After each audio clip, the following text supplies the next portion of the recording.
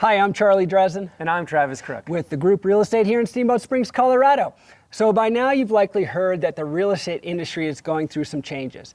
The settlement with the National Association of Realtors, or NAR, requires these changes take place by August 17th, 2024. So in this video, we address some of the key points to that settlement, and we also address some misconceptions many people have due to some of the information that's being circulated.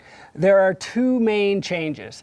The first change primarily affects realtors like Travis and I.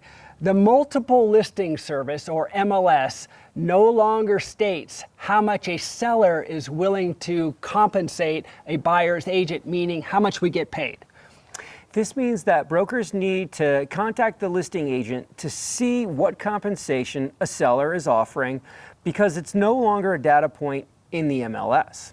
Now, the second change is that buyers must sign an agreement with an agent before touring any property.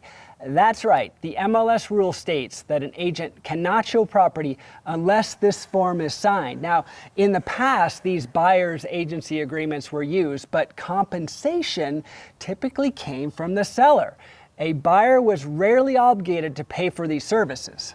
Now, if the seller is offering a different compensation than what the buyer and their agent agreed to, the buyer may be obligated to pay the difference. Thus, the biggest change will be that these compensation discussions need to happen at the start of the house hunting process instead of during or at closing. So you've probably heard about more changes, but they likely fall under the umbrella of these two modifications. So let's address some of those questions now.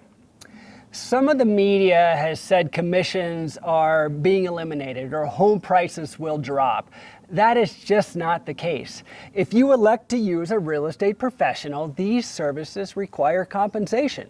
While commissions have and always will be negotiable, they are not going away, and regardless of the commission amount, home prices will not likely drop. Another media talking point is that sellers don't have to pay the buyer's agent compensation.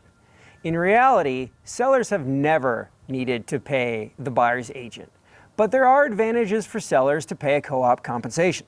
By offering a co-op compensation to the buyer's agent, this allows potential buyers to put more money towards the purchase of a home and thus potentially attracting more buyers.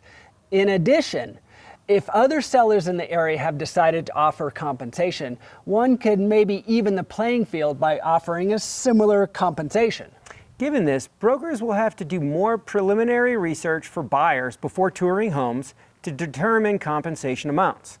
Knowing these compensation amounts allows buyers to better understand their overall buying power. If a seller is not offering a buyer's agent compensation, then that buyer is obligated to pay their agent for their services and thus have less buying power. To summarize, the real estate industry is changing a bit. Now, these changes will increase transparency for the industry, which is great. How these changes really play out has more to do with the local economy and the motivations of sellers and buyers. What we can say is this: real estate is one of the largest purchases most people will ever make, so please take this process seriously and align yourself with a true professional that has your best interest in heart. I'm Charlie Dresden. And I'm Travis Crook.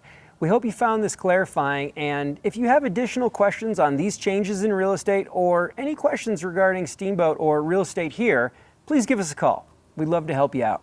Thanks again for watching. We love a thumbs up or subscribe if you want more information. Thanks again.